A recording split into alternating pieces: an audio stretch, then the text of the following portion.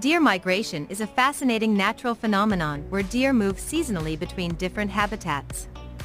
This is often driven by the need to find food and suitable breeding grounds. In the spring, as the snow melts and vegetation begins to grow, deer will often migrate to higher elevations where food is more abundant.